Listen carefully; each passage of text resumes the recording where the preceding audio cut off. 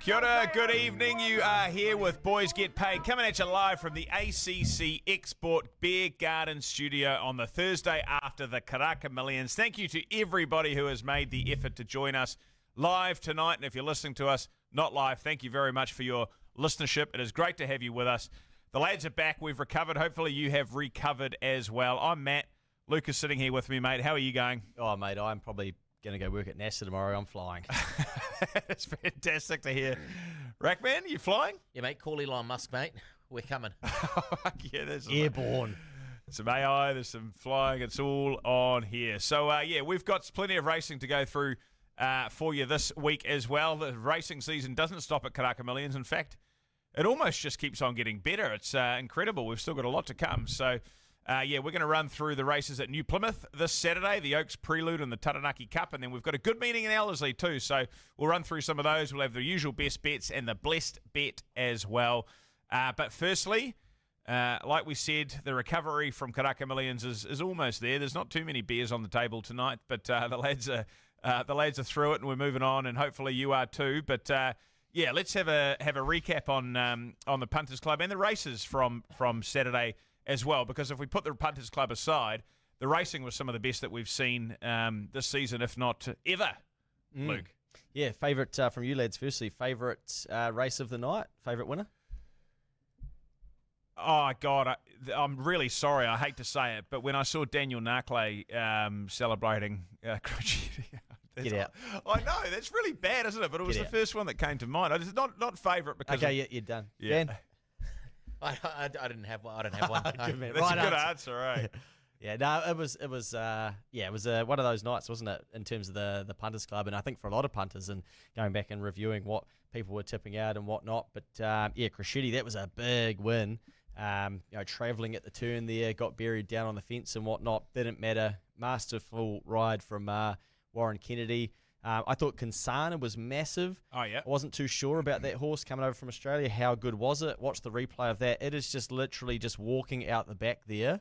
And it reminded me of a win of Kohi Roa recently at Ellerslie. Yes, yeah. Yeah, it's just at the back and you're kind of thinking, shit, okay, patient here. And yeah, if you go and watch have a look at that win to beat in preview as well, who I thought from the naked eye had won that race. Very, very good. They brought one horse over. And yeah, Waller is a very sharp dude, and the bookies didn't miss. They had it at $5, and the money sort of stayed for it. And I saw Debbie was over to watch the horse win as well. So I thought that was pretty impressive. If we look at the first race, that was, I think a lot of people were caught by surprise there. Ted had a big rap on that horse, and it got beat by Sought After, I believe. Mm-hmm. It did, yeah. Yeah, Sought After for me just kind of keeps maybe firming as the horse that we want to be having a look at the Kiwi. But I'm sure we'll get to that at some stage. But yeah, then into race 2, which I was, for me, better than night, having a look at Bourbon Empress top 2, and nowhere to be sighted. Nowhere to be sighted. Brutal viewing, and it didn't get any better from there. Who won race 2? What was race 2? Yeah, Joel's Juice has got it. Orchestral. Oh, is that race 2? Yeah. I tried to forget. Maybe again, going along that Crocetti line in terms of the best, the favourite winner. Like Crocetti last season, we've got to remember, won 7 in a row, and like Dan said, people in Australia were going, "What the heck is this horse?" It was the same for Orchestral, right? And there were so many questions over Orchestral coming into this race, whether or not it can get back up to scratch. Roger James thought it could, and geez, it did. So hopefully that is the case, because this is one of New Zealand's best horses. Yeah, that was very, very impressive. And I think we've said a number of times on the podcast with Roger James, like very, very astute, him and Robert Wellwood. So, they knew that they had the firepower. Obviously, the run first up wasn't as bad as it looked. And, yeah, I mean, they knew what they were doing. And she won well as well. And, again, like bookies probably had that one spot on. I did see she drifted to about 3s in the end. So still too short for a bet, though, I reckon. Well, we were a bit worried about would she, wouldn't she, and that's why we thought Bourbon Empress top 2 was sort of the play. We all liked her. Bourbon Empress. We all liked Bourbon Empress, but not to be. Couldn't back it up. Like in hindsight, obviously it's easy because Orchestra was the best horse in the race, but we just hadn't seen it since she ran second in the Australian Oaks, and so it was pretty hard to be like confident, and you'd have to put a bit of tin on. On a bit of confidence, that she's maybe back to her best. Obviously, she proved to be. Moss Invader in that one around third. Massive run Mate, as well. this is going to win something, eh? It didn't win anything last year, did it? But it was always finishing so well. Yeah. And $7 a place. Yeah, that was unreal. I saw Mickey G today, actually, who's a very astute punter of his own, and even he said he was like, you couldn't be back in Orchestra at $2.50. It's just not a bet. No. We all talked about it last week, didn't we? And I mean, obviously, Dan and I have got nothing to do with the selections, but I think we all said, like, happy to have a bet on something else. And if Orchestra wins, you'll just go, well, that's great, because we want Orchestra to do well. Yeah. And then, obviously, the 2-year-old, that was amazing for Ted Ladarada. Yes. Ended up going around 3.8, 1.2, I believe. So very, very tight. I guess there was a bit of, you guys backed it in your multi with Hankey Alpha, but I think people are overlooking, we backed it to place. Ted, he knows more about the horse than we do, and Ted actually made To Bravery Born one of his best bets of the night. So, he was confident that it would be, in the top 3 or the top 4, and, we knew that Tiakau still had a pretty big opinion of Ladarada as well, but, the word was To Bravery Born, and that was the way that we were going as well, just off the raw ability. But I did ring Ted earlier in the week, and I said, shit, mate, this is a really good run of Ladarada last start, and, it backed it up. To Bravery Born, sort of couldn't match it, and she's kicked their heads in the end. Yep. She's won it very, very well, and you got horses like Too Sweet as well that have finished down the track. I think there were a couple of surprises in that race. I saw Al Sharrock at the sales today. They were fairly gutted that Al Make It Good didn't make the race, and I think that horse might now be out and injured. But they feel like they could have won the race with Al Make It Good. So it's such a competitive race, the 2-year-old, and it was awesome to see that Ted got that win. Unfortunately, we went the wrong way and got unstuck, but that's how we go. Yeah, I felt like that was one that we copped a bit of flack for, which is interesting because we put out posts for the whole lead up to that week asking everyone what their best bet was for the 2-year-old, the 3-year-old, and 4-year-old. For that 2-year-old in particular, there were 63 comments. Only 4 people out of 63 comments chose Ladarada. So how many? Sorry? 4 out of 63 comments. Wow. But like the money came for her late, so she was. Some people must have, Probably Craig Williams, Tiakau, that sort of thing as well. World Pool. But there were some people like, why don't you stick with Ladarada? We were backing it to place in the multi. What do you want us to do? Have 200,000 on it, $1.20? You know? Okay, great, guys. We've got 200 grand on. We've got a $40,000 profit. Like, we would get fucking skinned if that thing runs fourth. Why have you gone all in on $1.20 shot?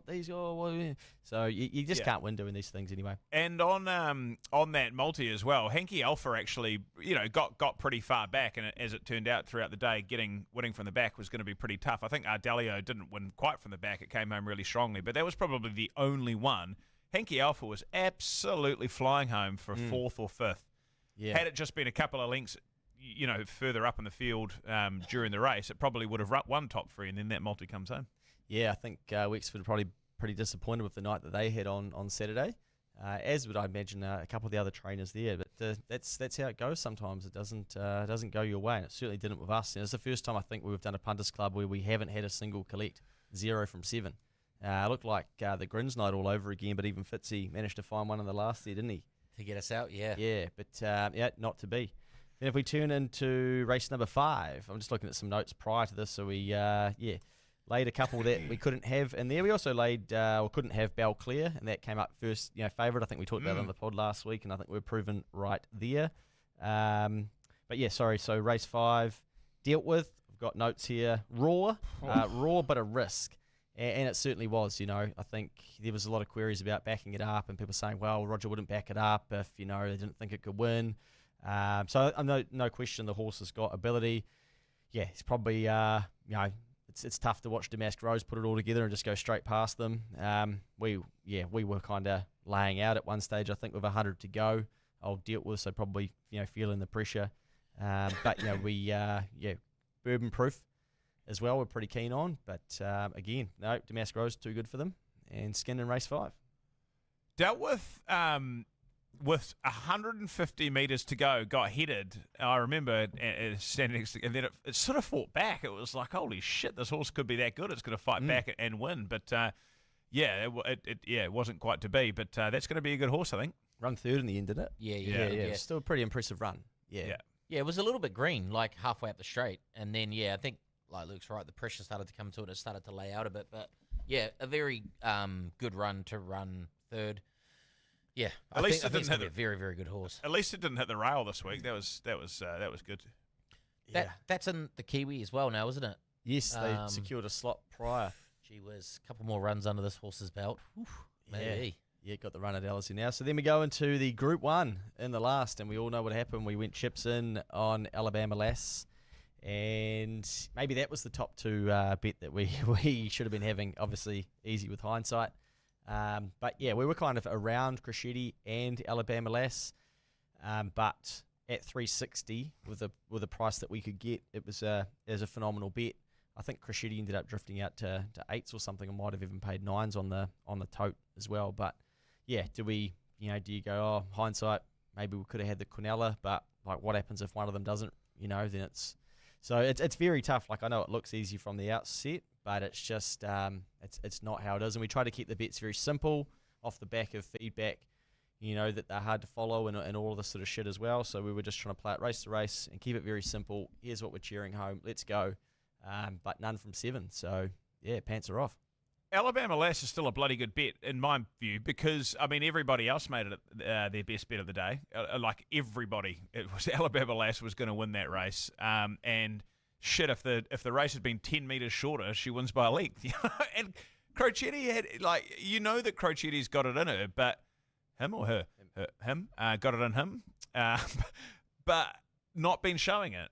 Whereas Alabama Lass dropping down to the weight of 53, 52 kg, I think it was, and the time she'd been running too, just incredible. That's a bet. Yeah, I wonder if if the track had been a bit firmer, does she ping off it, as Sam Spratt said, a little bit harder and end up winning? Who knows? But this is racing. This is why we love it. Why everyone has a different opinion and what forms the market and what forms the odds for other people who like something that others don't, and that's, I think, what keeps bringing us back to it.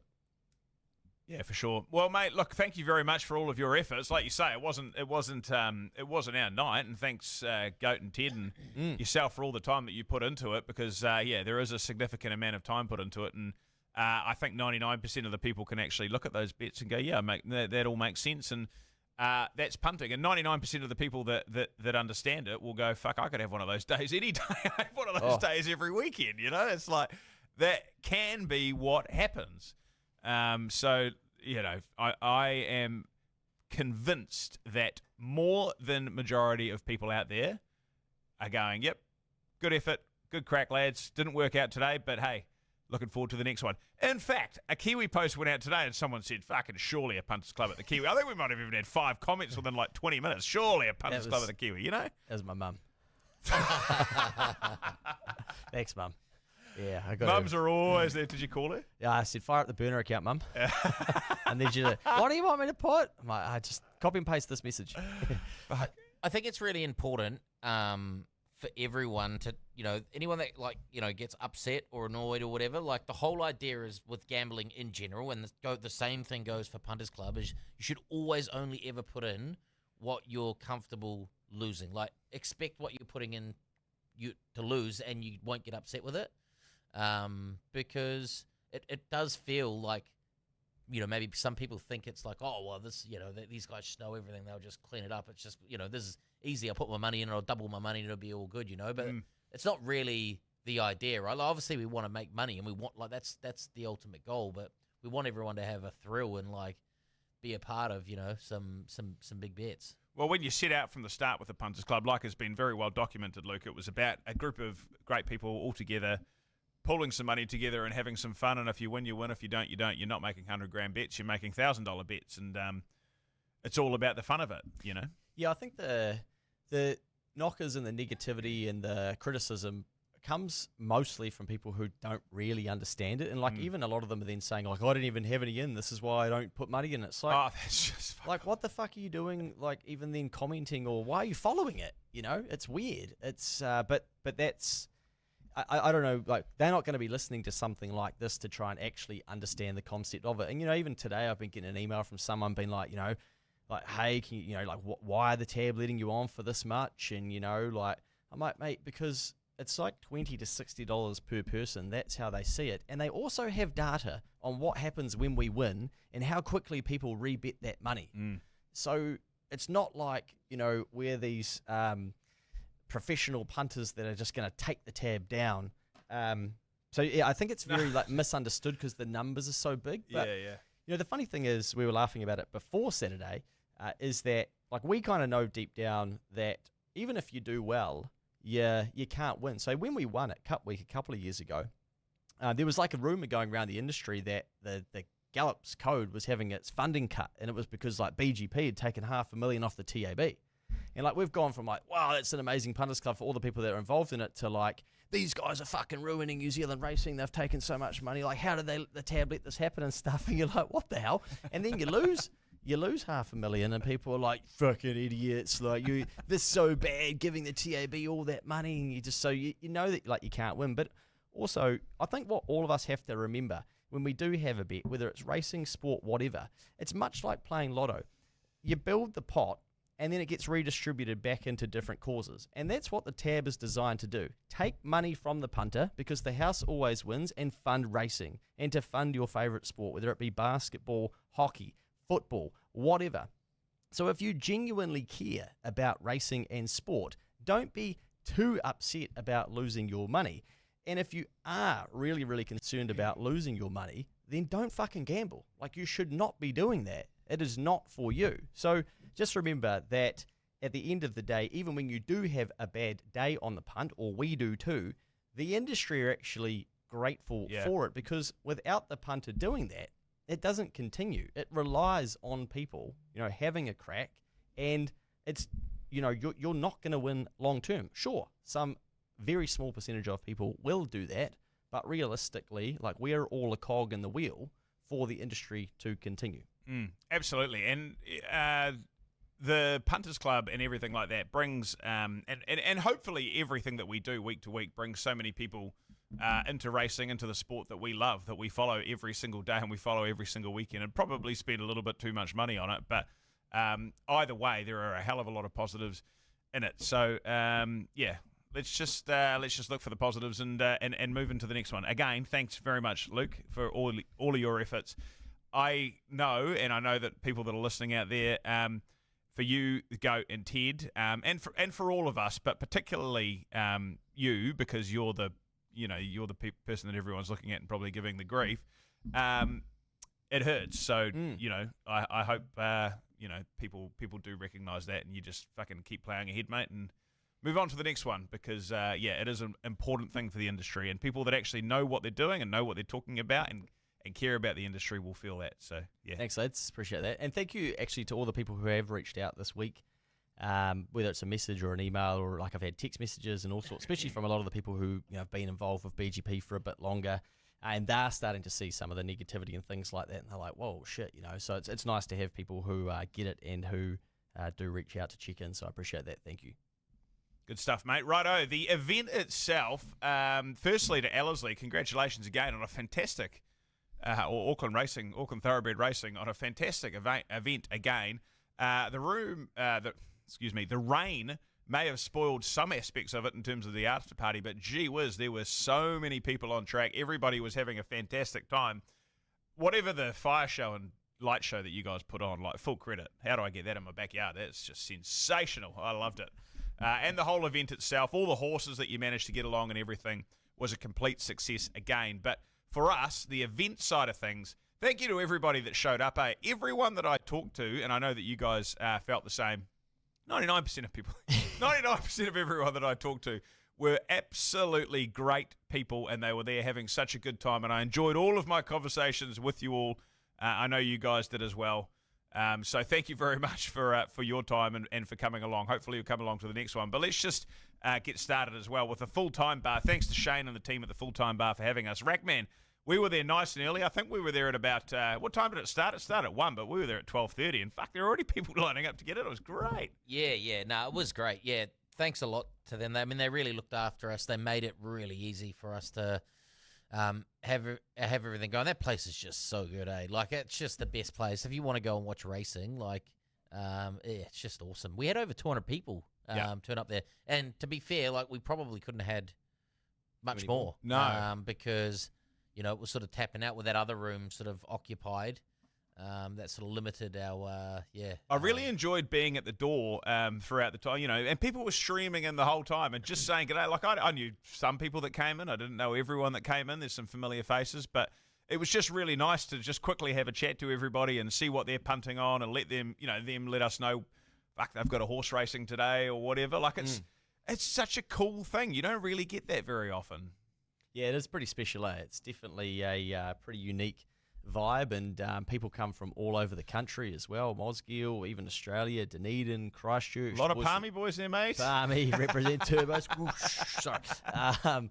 And with the West Coast boys as well. I think they had a tab voucher for about 19,000 at one stage. Yes. I hope that made it back to the West Coast. They'll be fucking increase the GDP of the place with that. So it's just, it is very special. And everyone's up and about and they're excited and they're there for the same thing. And that's what BGP was about, that commonality of it's okay to have a bet and to like racing, and you can find some other mates that are going to be keen on it as well. So yeah, really, really good warm up. I spent a bit of time on the phone to the tab. We were obviously dealt with that issue of the pot being down for 2 hours. Oh, and I forgot about that. yeah, so there's always something, right? Like it's just That was actually for quite a long time. Totally forgot. Yeah, a good couple of hours. So I was out. I think there's some lads tuning up in an Uber, and they're like, I'm like, oh, I'm just standing in this bush over here.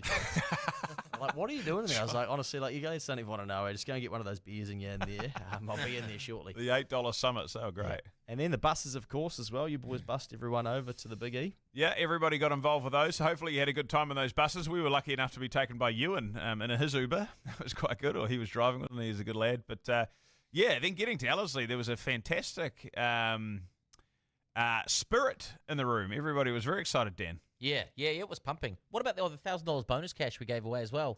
Yeah, Matt won that, didn't he? And Ez, sorry. Yeah, those lads from Palmy. What happened to that?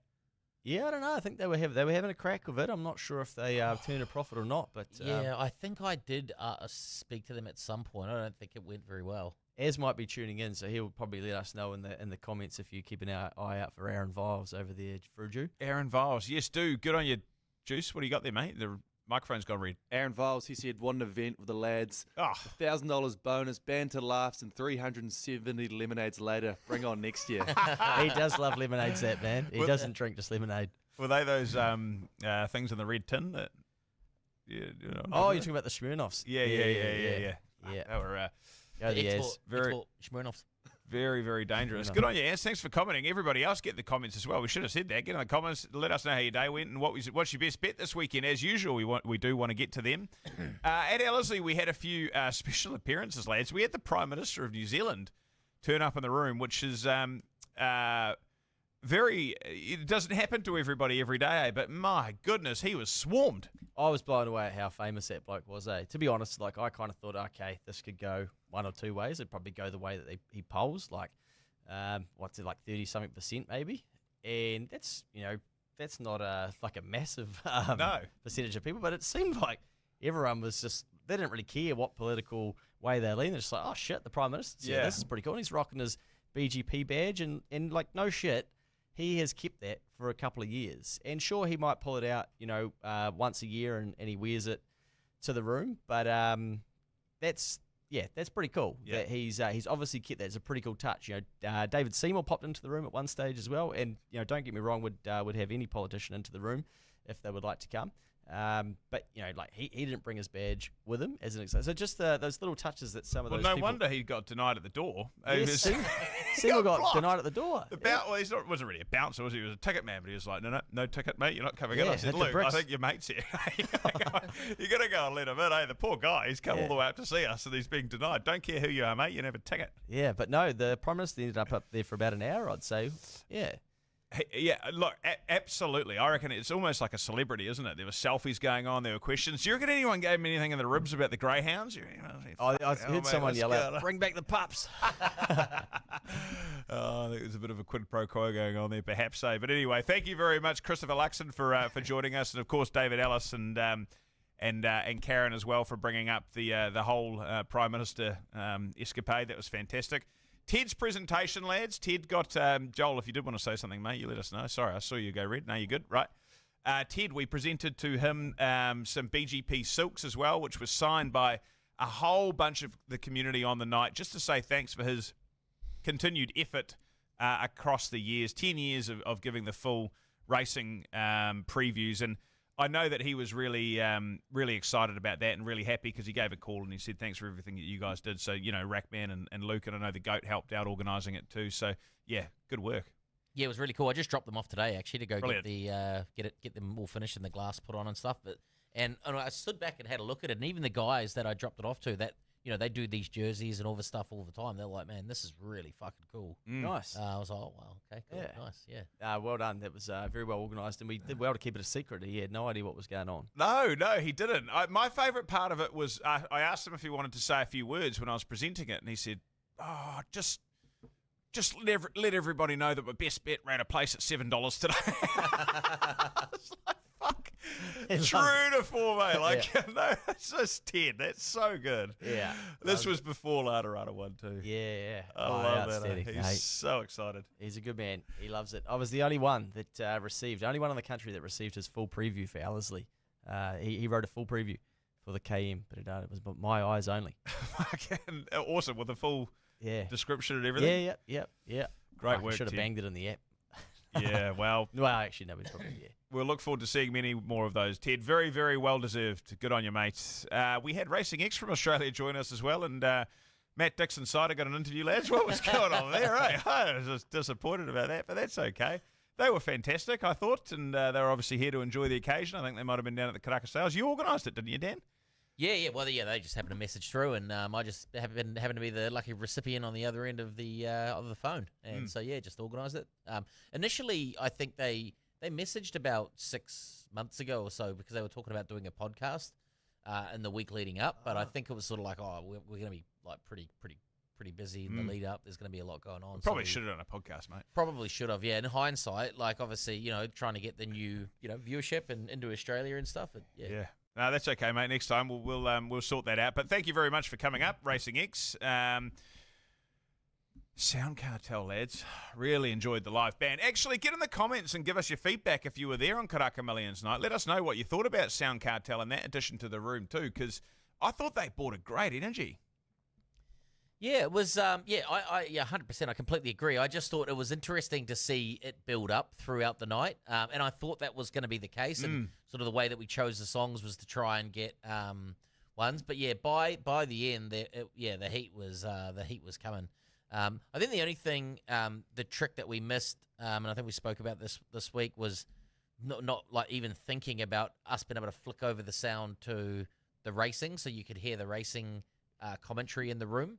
But apart from that, I thought they were outstanding. They were, they just sort of like, just tell us when you want to play, what you want to do. And by the end of the night, the room was absolutely rocking. Yeah, they were awesome, very adaptable as well. They ended up playing a bit longer with the rain, so people didn't get caught in the rain going down to the after party, and the bars were open a bit longer, the band played a bit longer, and people were getting into it, and I handed out 50 hats in about 50 seconds. I'd forgotten that I had them under the stage, and they just went, and people were rocking a hat on the D floor. It was outstanding to see. So people were really getting into their work and having a boogie. I believe Ted was the last to leave the room.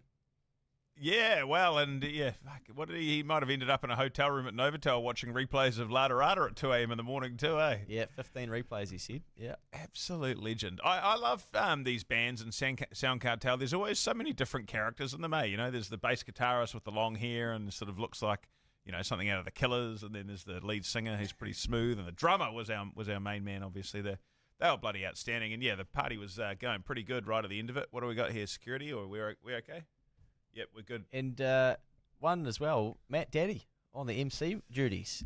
Phenomenal job. A couple of people, he goes all right at this, doesn't he? Oh, thanks, Luke. Great Yeah, voice. yeah. But we were just throwing shit at you left, right, and centre. Mate, there's Rosie Meyer. She's the jockey who's won the Karaka Millions. Yep. Get up there and do 36. Yep, no worries. Let's give us where's the mic? Let's go. Who's got any plasters? Yeah, where's the plasters? Now we need to find a diamond. There was just all sorts going on. These blokes need a seat. Yeah. Any spare seats? This is a community spot. No, you did a bloody good job, mate. Well done. Thanks, mate. I bloody enjoyed it. And, it's easy when everybody's in there for the same reason and having a good time. So thank you. The Ellerslie after party as well was obviously a fantastic evening, and thank you to everybody that was a part of the whole thing. Just to wrap out, let's have some user feedback, Joel's Juice, from you personally, and if there's anything in the comments. It was great. Yeah, it was an amazing day. I ran to a few people up there. One person is a good man. I think Jason Paris, the CEO of One. Oh, yeah. The guy who had a go at the NRL refs last year for fucking over the Warriors. He was a great man. He was in there loving it. And, I was just up there with a few mates and stuff. Ran into a few people outside, met a few people, and it was great. Yeah. Awesome, mate. Awesome. Yeah, JP brought his own tickets Saturday morning. Like, it wasn't a freebie or no one hosts him or anything. He just, I'll pop along to the BGP event. Great I felt guy. so bad because you introduced me to him, but I had things to go and do, and it's one of those things, isn't it? That you sort of, you're like, you just got to move on. But what a legend. He is one of the great guys. He's a legend of a bloke. Well, if you come out and say shit about the Warriors and in defence of them, that's just, and he's a smart man too because he got a lot of publicity. Yep. Also, Harano Wilson, he was there. He said, "Ban was epic, lads. You run a great piss up / day at the races." Aaron Viles said, "Yeah, of course, the bonus bet was kindly donated back to the TAB without any success." Scott Murray, what a great night on Saturday. I took along a couple of non-racing mates. They are already asking about next year's event. Brilliant. That's what we love to hear. That is exactly what we love to hear. That is it. You're bringing new people into the sport and they're having a fantastic time. Rackman, it's good. Yeah, I was just going to say the good news is they probably don't have to wait till next year because in 5 weeks' time. What a segue, mate. What an absolute segue. Geez, you can't get bigger than the Karaka Millions, and I'm going to keep saying this until I see bigger in New Zealand because, I don't know, the Karaka Millions is hard to top. But we've got the Kiwi coming up on March the goodness knows what because we're going to be off the back of a Vegas trip. It's going to be an absolute all sorts, but I know what's happening. Coming off the back fence. What's going on, mate? You guys sending it. What have we got? Well, it's Champions Day, right? Mate, the stack of races are unbelievable, Yeah. Just that, $3.5 million Kiwi slot race. I think are all the slots taken now? Don't think so. Okay, so there's still a couple more to come. Okay, cool. But then obviously New Zealand Derby. We've got the Auckland Cup. We've got the Bone Crusher, Steamer Stakes, Thoroughbred Breeder Stakes. And the list just goes on. The King's Plate, the Sunline Vase. It just goes on and on and on.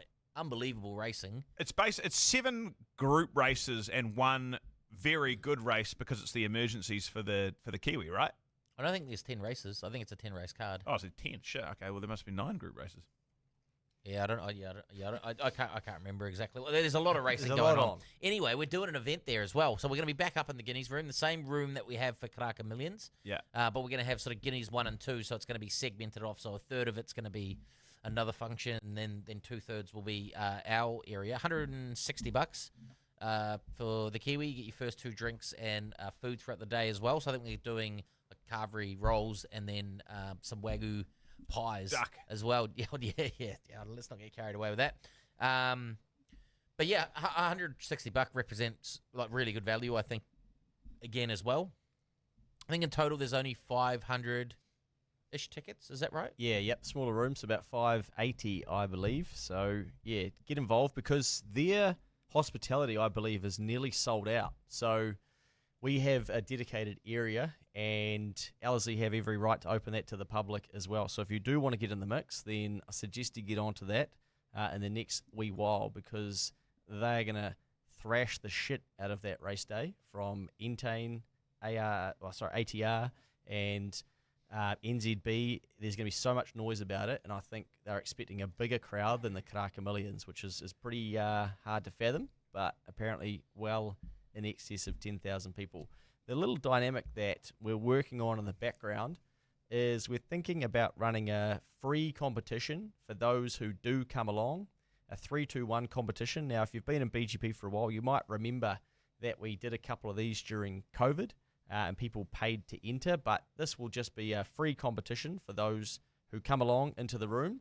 And basically, you will get given a form to fill out the morning of, and you'll select the winner of the 10 races. And if your horse wins, you'll get 3 points. If it runs second, you'll get 2. And if it runs third, you'll get 1. And we'll tally up your points for the day, and we'll have a leaderboard, and we'll announce who's, traveling, how they're going throughout the day.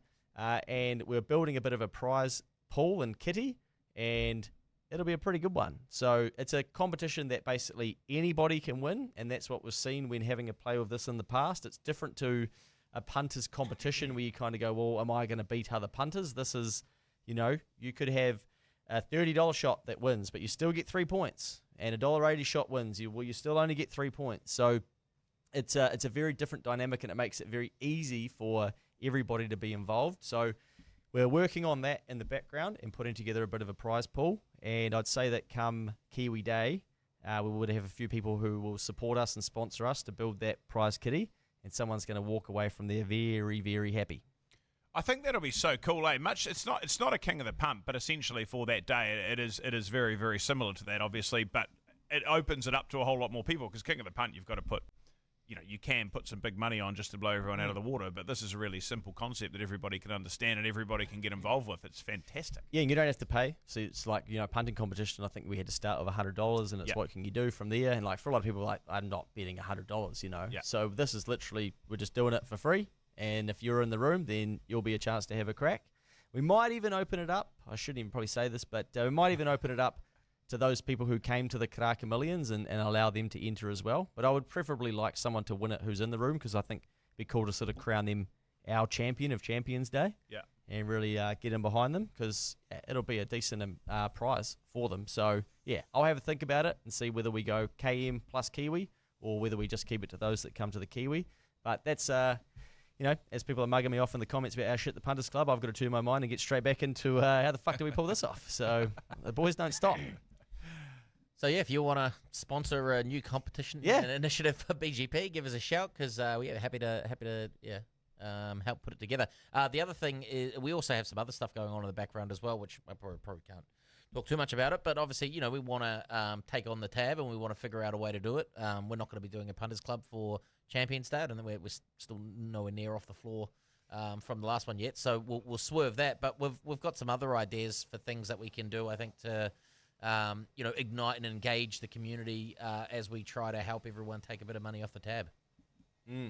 Definitely. Much, much more to follow. Once you've got over the Karaka Millions, keep listening in, because, the Kiwi and Champions Day is going to be huge. And I'm sure that people who were in the room at Karaka Millions night will be very, very keen to come back on the Kiwi night as well, because it should be one hell of an event. Right, keep your ears posted for that, everybody. Let's move on to the races this weekend, lads, because the racing does continue. And like the Rackman said at the pub beforehand, over a little Coke, the racing almost gets better as well. I mean, you can't top Karaka Millions this weekend, but we've got so much to look forward to next weekend with Legends Day, and then there's a Group 1 meeting at Ellerslie, I think the week after it, at Ellerslie as well. But this week we've got New Plymouth and we've got Ellerslie, and at New Plymouth we've got the Oaks Prelude, where there's a very good Derby contender and Oaks contender lining up. That might be one of the lads' best bets, but it's a boosted race too, and Hinikaha Rackman is boosted. I think earlier it was 230 to 260, but might be 220 to 250 now. Sheesh, it's been smoked, isn't it? That horse has been impressive. It's into $2. Oh, really? Yeah, on the fixed odds. 220 on the odds surge. All right. Well, hopefully you got on before that happened. Jeez. What do you reckon, Rackman? Yeah, I struggle to see this horse getting beat now, especially, what was it last start? It was 1,600, was it? The first time, 1,500, yeah. So, behind Checkmate as well, who has a decent amount of ability, that horse. So, yeah, I'd say I can't see this horse being beaten. And so, yeah, I would just back that. Take the odds surge, $100 on that, and that'll double your money. Gamble responsibly.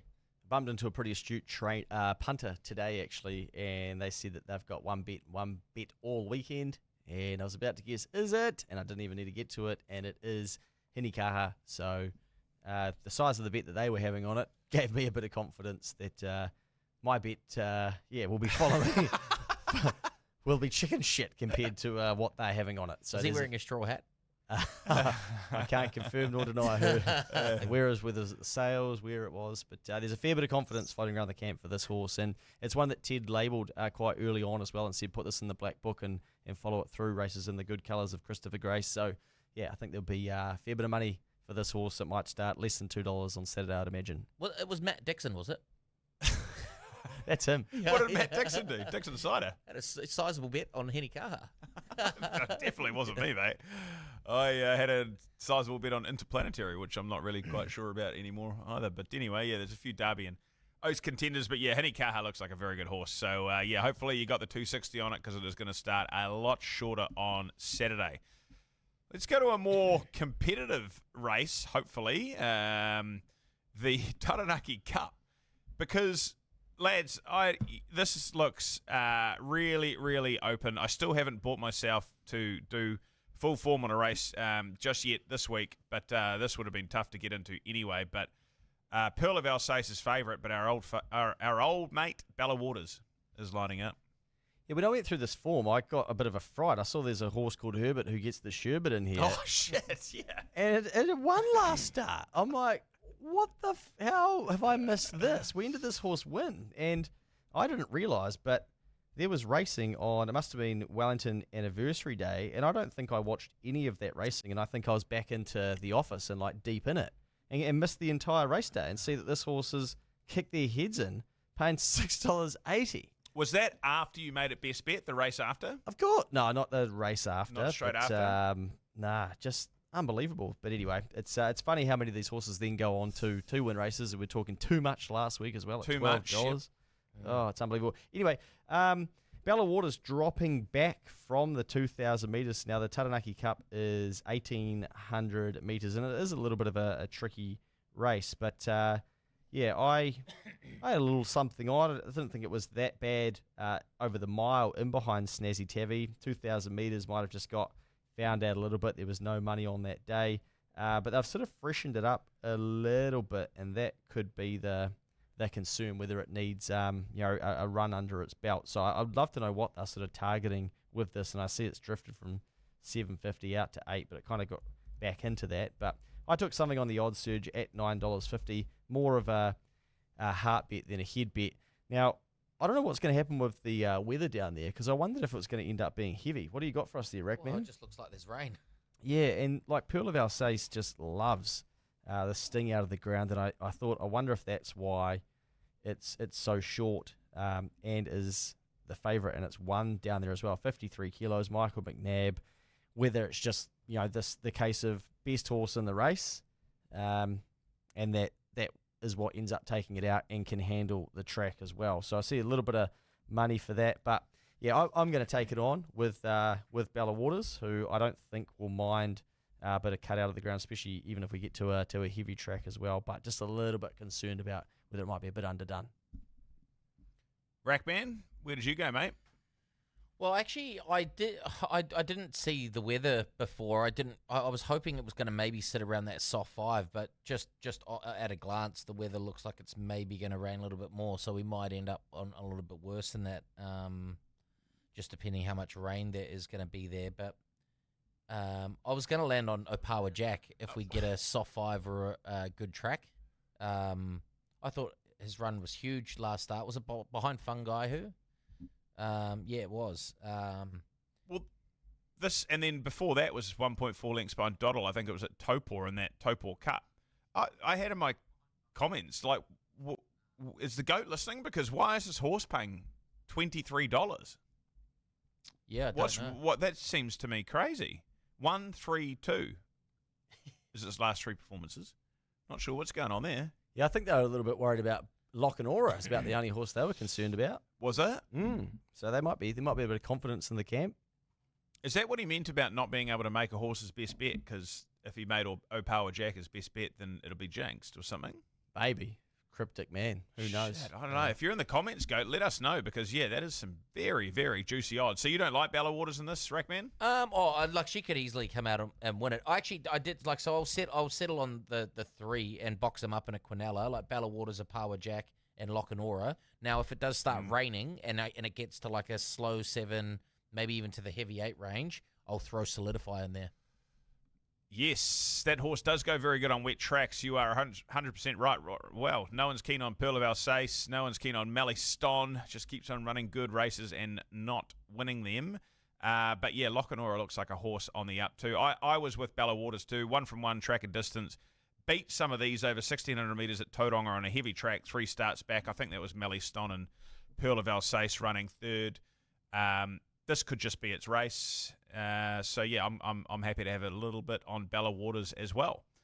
Right, let's move up to Ellerslie, where we go back. I was shocked last night when I was getting going. Hang on, there's another race meeting at Ellerslie. Yeah, I'll be there, mate. Can't wait.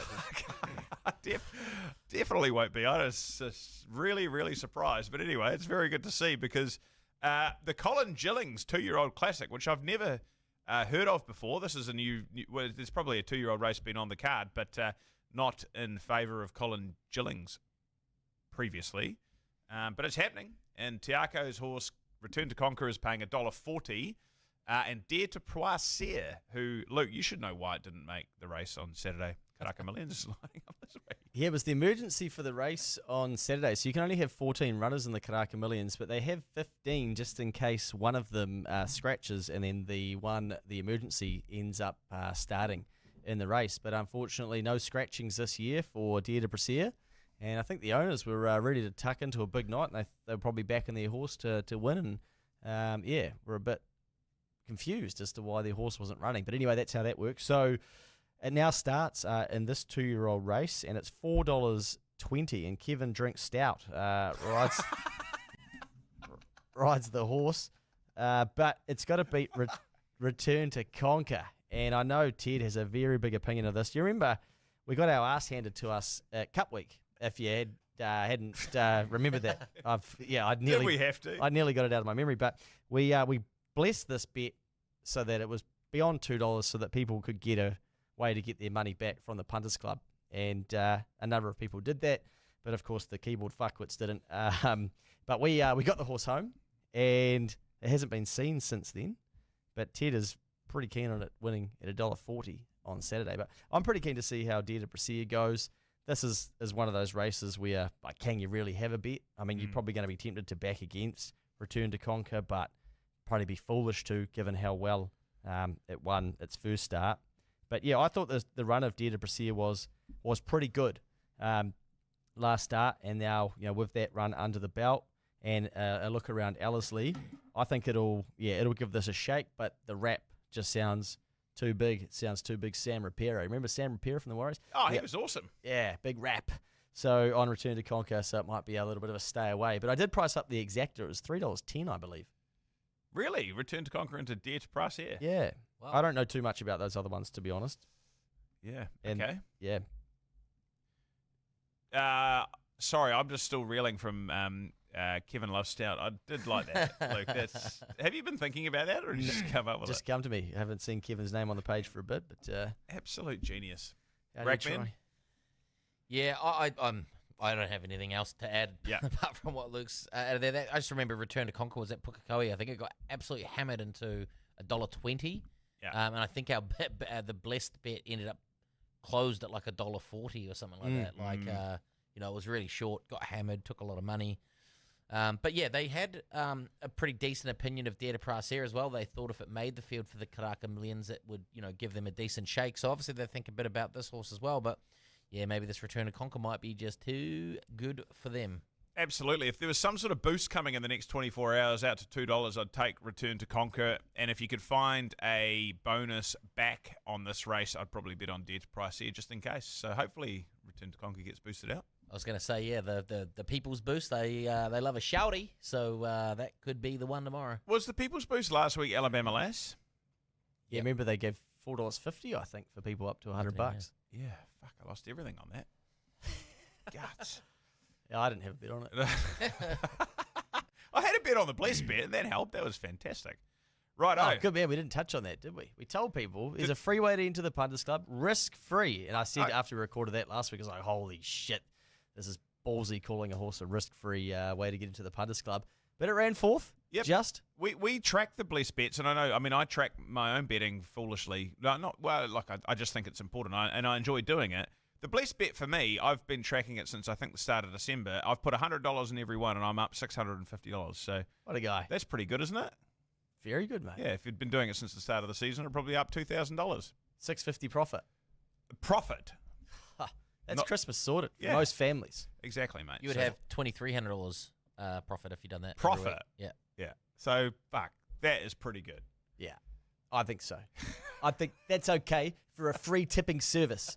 But if you want to dial 0900 Blessed Bet and pay $7 a week for it, we're happy for that too. Oh, But no. can we get some infomercials about the Blessed bet? That'd be Yeah. fantastic. Right, we've got one more race to get through, lads, and then we'll get to the Blessed bet. We've got the Fulton Family Stakes, which is a listed race out of Ellerslie this week. And holy shit, there's a lot of horses in here. Has to be a winner made the field yet, or is it still waiting? I think it was double nominated, and there's still no jockey, unless Unknown is a new jockey that's come to ride in New Zealand. So I don't know if this horse is going to be starting. Maybe not if it's gone from 11 into 8.5 back out to 10. I think it was nominated. Is it nominated for tomorrow as well? Oh, is it Tarapo? Right. Yeah, I actually had a bet on this once I went through this field. But I'll tell you the runner in here that I did sort of think, wow, is this the go? Uduzo. Now, last start, this was pretty massive in behind Bourbon Empress. But, now we're a little bit put off the way that Bourbon Empress run the other day. It was before that. It was in behind Cali Quo. It was only 2.5 lengths off them, but we were doing the form, and I think I said to you, Dan, I was like, shit, like surely we're keeping an eye out for where this goes to next start. And it was a bit of interference around the 200 in the old run comments there, but you're only getting $7, which is a little bit tricky. But I wouldn't be like, this is a sort of race where it's pretty wide open. I wouldn't be surprised to see a horse like that pop up. It's got barrier 12 to compete with. But Narajan Chicken Parmigiana there might sort that out with 53 kilos on board as well. And I think the O'Sullivan Scott stable will be looking to bounce back this weekend. So, yeah, I sort of tossed up between those two. Of course, we can talk about, your El Vencedors and Meaningful Stars and whatnot. With, there's a knock that I have on El Vencedor. I can't remember what it is, maybe at 1,500 metres. Carrying 61 kilos. Yeah. 6 starts. Yeah. Son of Sun. Ellerslie specialist that Rackman loves, but Distance no good. yeah, And it's too sort of short. like, it's not first up. Yeah, distance 3-0, but also like first up. I know it's not technically first up because it's sort of into its campaign, but it's had a little bit of a break. I feel like 4-0. yeah, like some of these horses are. It's like this is just a race that suits them on the card, so they've nominated their horse to go for a run, and it's like we're probably going to hear from a number of trainers like, oh well, we're treating this as a lead up, good hit out for something that they've got coming up, and it's like, what's then the horse that is probably on the way up that deserves to be taking out a race like this, and is that Uduzo? That's exactly what I thought. That's why I was hoping that has to be a winner was going to get into the field, but perhaps it isn't. There's so many that are probably going to the Herbie Dyke next weekend or the Bone Crusher the week after. If Doddle wins, Jesus. Oh, yeah. Well, there's quite a few horses in here that don't have riders allocated. So, Doddle was one of them. Ling Zhong Zhang Feng is another one of them with no rider nominated. So I don't quite know what a few of them are doing. I was really interested to see the early money on a couple of horses here, and both of them out of the Marsh Barn. Like Al Vencedor 9's and a $5.50, but I think I could swerve that at the 61 kilos. Like, do you remember? It's 3 starts ago when it won, and it was carrying 60 kilos around Ellerslie on a good track, and you go, no, this is just the best horse in the Melbourne race. Cup Day. Yeah, and it's just gonna kick. It's just gonna win, and it done just that. But that was at quite a nice price as well. So I almost wouldn't be surprised to be like, okay, now this is just the best horse in the race. This might just jump to the front and then just be too good for them. Crazy bet Wolfgang on that day. Yeah. Goes and wins the Wellington Cup. But 2,000 metres that day and carried 59. I feel like El Vencedor was on the way up there too, though. Now it's kind of just stepping back. Yeah.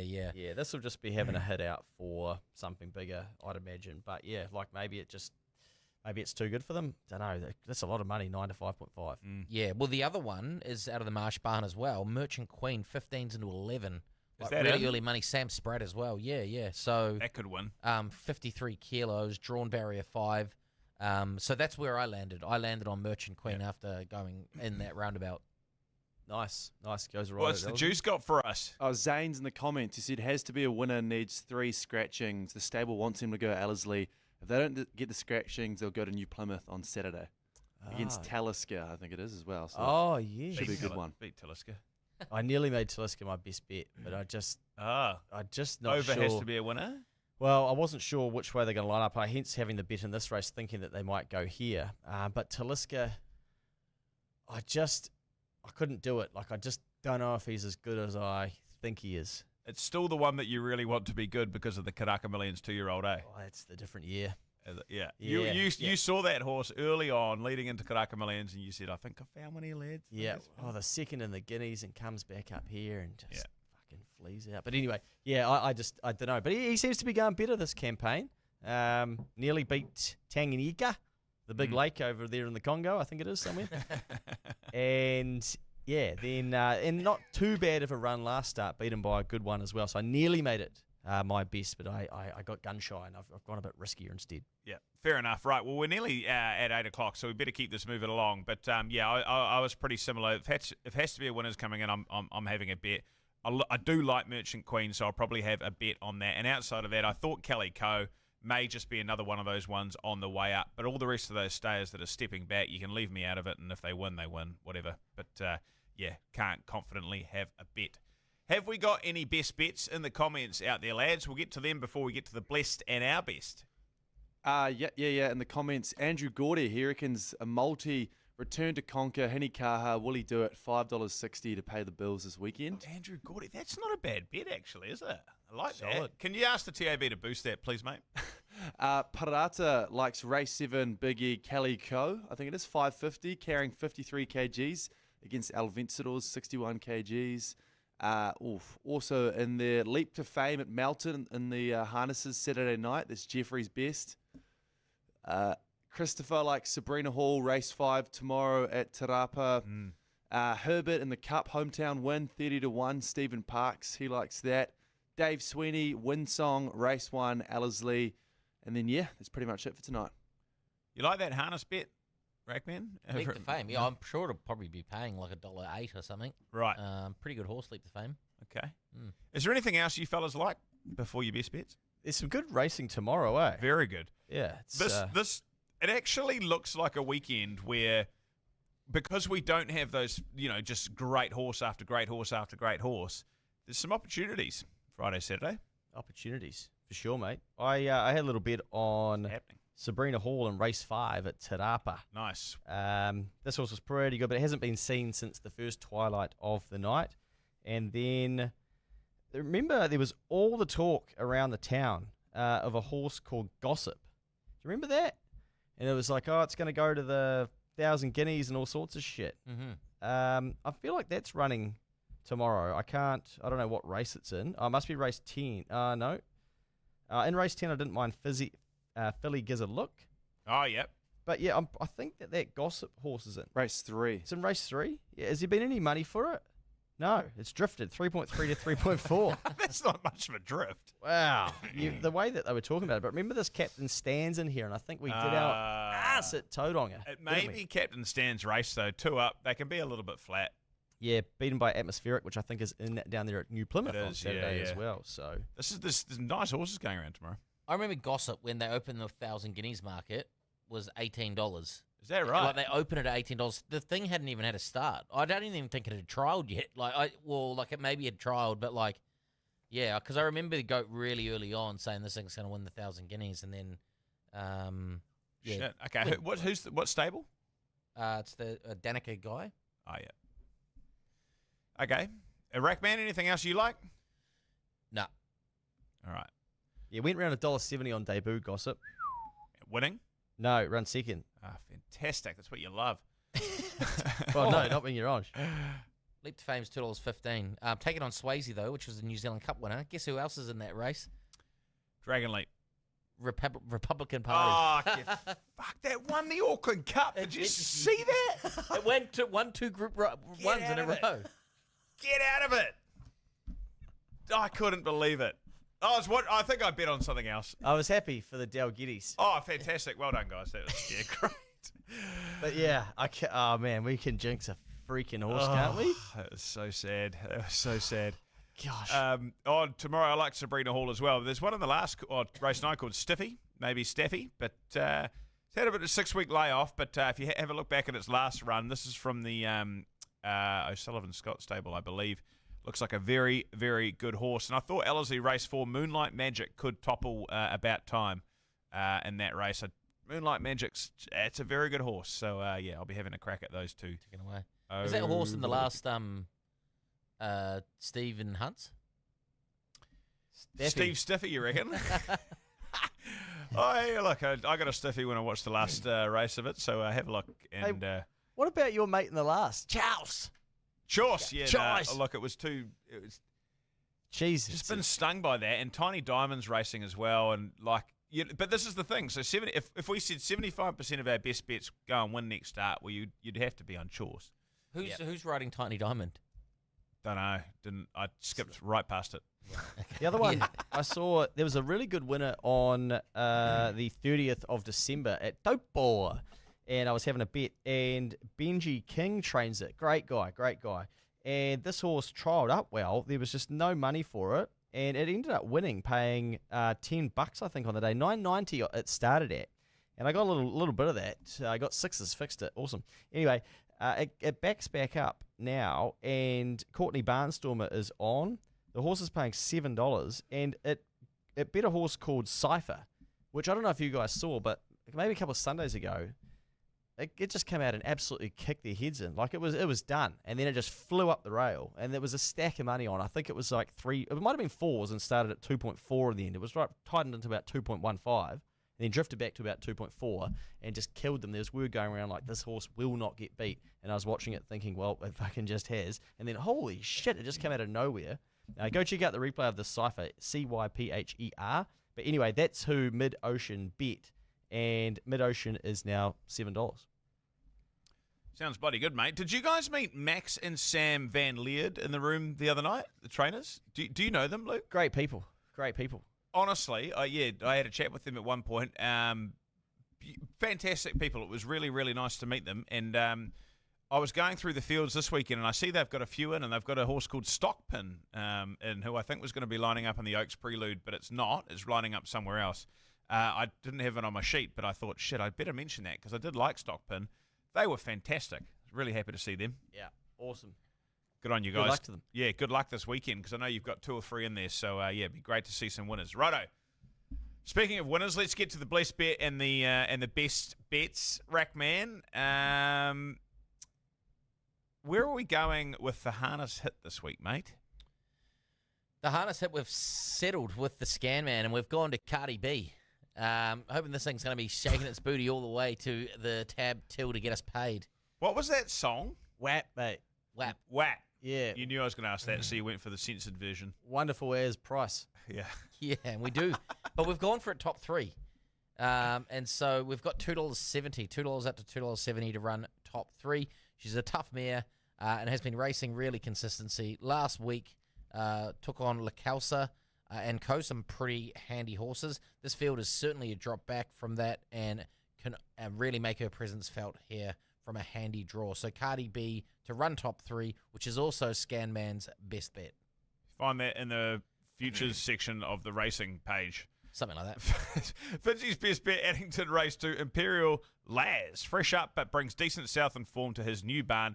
Not a strong field and looks an each-way play at a nice quote. You love Gasso's gas, Luke. What's he got, mate? He's got the gas, and he's going all the way to Bondi. Addington, meeting 8, race number 9. Bondi Luster, $16 and $3.60. The man is awesome, premium ultra, isn't he? Awesome. Speedy mare, and from 4, could be looking for an early lead. The winner of 7 and will be racing in foal. That means she's pregnant. Outstanding. Which can improve their performance on the track.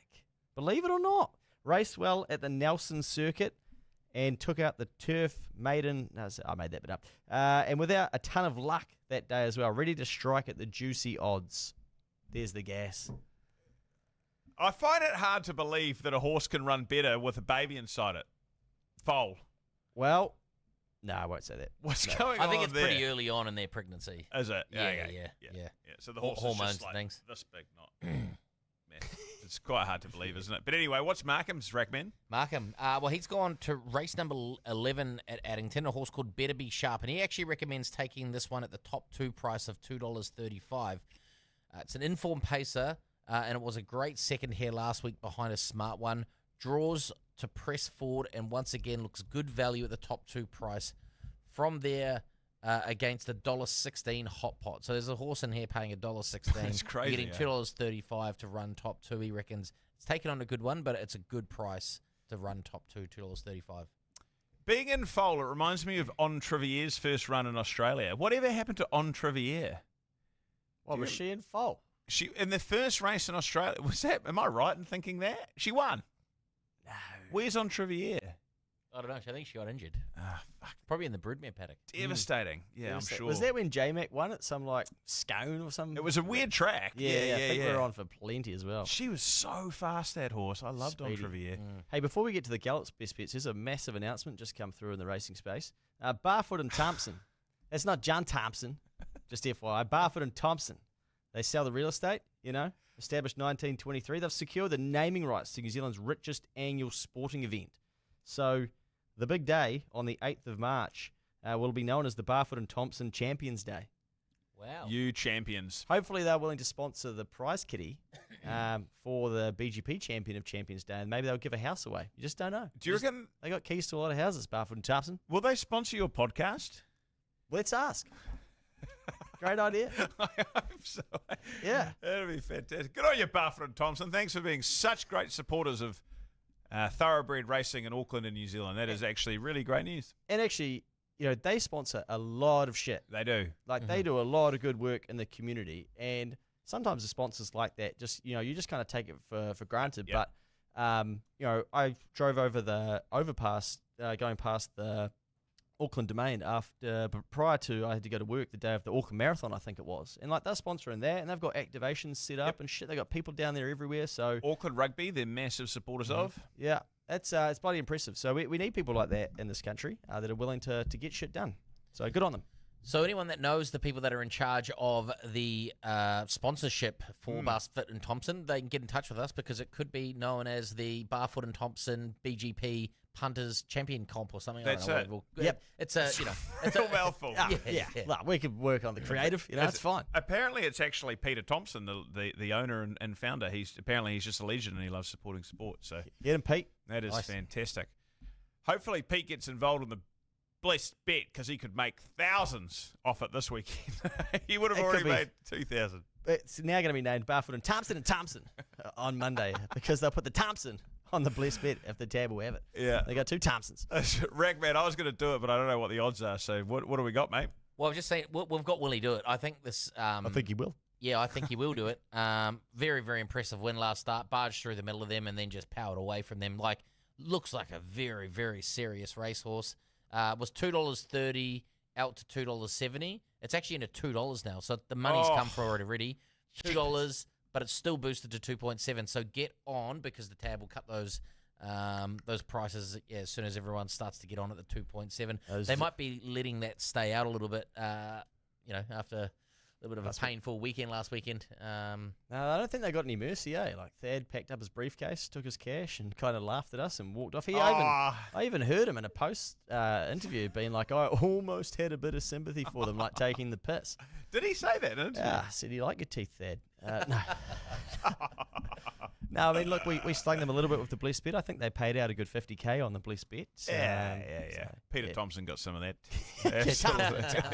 Thompsons. Yeah. Will he do it? We were texting each other after the last run out, just going, fuck, that's a good horse. Good So, win. make sure you take some of those dollars. Luke, what's Ted got, mate? He came through very late in the piece. He was up late last night. I believe he was watching his 832nd replay of the Karaka Millions 2-year-old. Good on you, Ted. He's going Friday, Te Rapa, nice and early, race number 7, Puzzle Master, $4.50, $1.80. Didn't get all favours when resuming at Rotorua after being held up turning in and then closing strongly to finish second. Has one second up and has the ace draw to make use of. Galloped well on Tuesday morning at Matamata in company with smart 2-year-old Return to Conquer, who will be winning at Ellerslie on Saturday. You might want to multi the two together, but he likes Puzzle Master, the big wazjig bastard. Good on you, Ted. Great description, Luke. Right, I'm going to go into Te Rapa tomorrow as well in race 8, a horse called Moschino. Geez, it was paying $4.90 last night, and I see it's coming to $3.60, and I didn't have a bet on it, so I'm absolutely devastated. Hopefully it drifts out a little bit, but that's probably a good sign.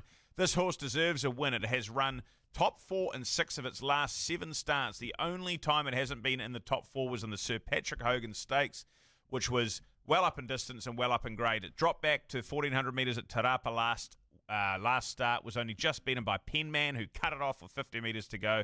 This horse is going very, very well. We've got a wide barrier draw, but Michael McNabb jumps on board for the first time on this horse, so that's a good sign too. So, yeah, I think even if it's paying $3.60, should be worth it. Moschino, race 8 at Te Rapa tomorrow.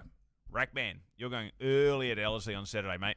Yeah, I am, mate. I'm going race number 1, and it's a horse called Andiamo. I think it was a good second on debut behind a nice one that I think is going around later in the day, going around in the last race. Done a bit of work in the early stages from a wide barrier draw. Timbuktu, which was a horse that came out and just won the other day, ran 7th in that race. And there was also Pro Theatrics, which ran second to Timbuktu the other day, ran 3rd in that race as well. So the form's sort of stacking up out of that race. $4.20, $1.70, Marsh Sprat combo early on in the day. I don't know what their strike rate is like for winning the first race at an Ellerslie event, but I reckon it's pretty high. Well, we'll be straight into race number 2, where you can take your punting bullets and the ammo that you win in race number 1, and you can put it into Miss Rocket. Draws 1 and gets around Ellerslie well. Beaten by a good one last start. There was Kohiroa. Start prior, she beat Monday Melody and King of the North, who came out and they ran 1-2 in their next face-off.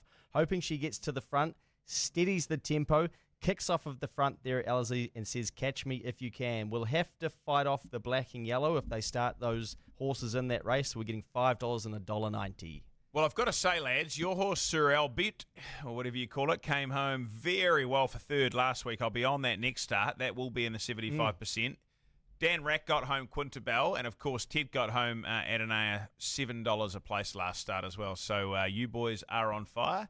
Fortunately, I missed out, and the GOAT missed out, but he doesn't miss out very often. He is going to New Plymouth Race 7, Hinikaha, the horse that we've all talked about, high-class filly, destined for the very top. The step up to 1,800 metres will be right up her alley, and from the one gate, we'll get a soft run. With even luck, we'll pounce and demolish the opposition late. $2.30 final field. Think that might have gone. You can still get boosted odds, though, so if you can get $2.30 or $2.40, absolutely take it now, because the GOAT normally goes for value.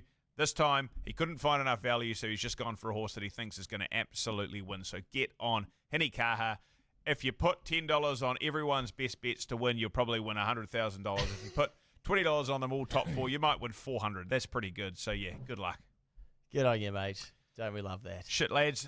We've gone over an hour here, but Joel's Juice, we need your best bet, mate. Oh, yeah. After saluting last week. You saluted last week too.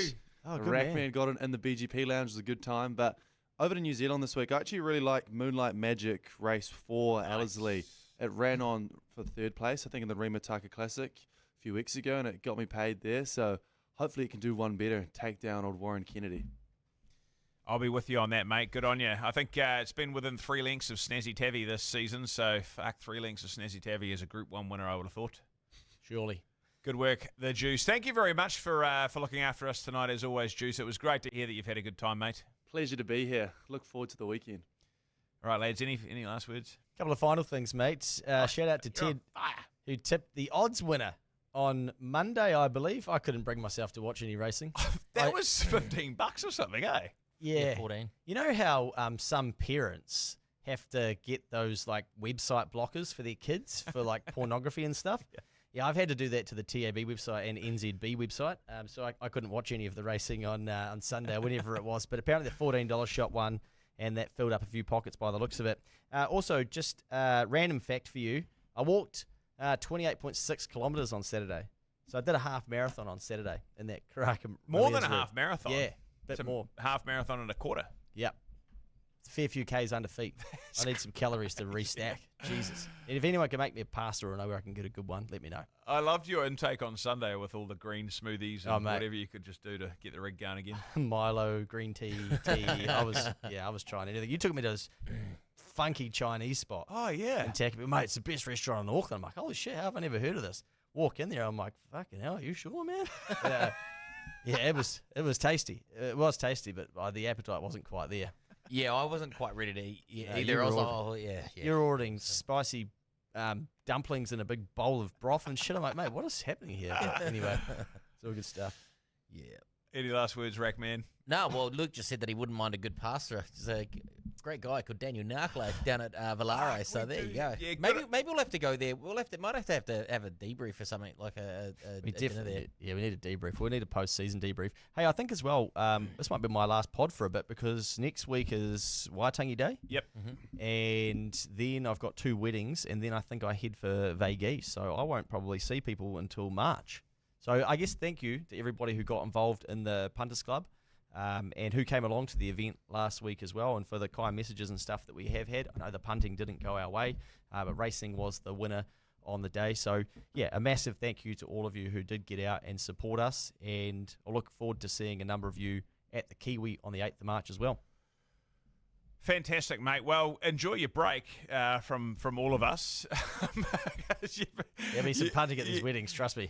You bloody well deserve it, and you're an absolute legend for everything that you've done for everybody involved in BGP, mate. I really, really mean that. So thank you so much. I will look forward to seeing you in Vegas. Yeah. That's what we'll see you between now and then. Oh, thank you very much to everybody else that listened as well. This whole thing isn't possible without you guys. Thanks to everybody that came along that had a great time at the Karaka Millions on Saturday night. Thank you to everybody that got involved in the Punters Club. We can't wait to see you in there again next season.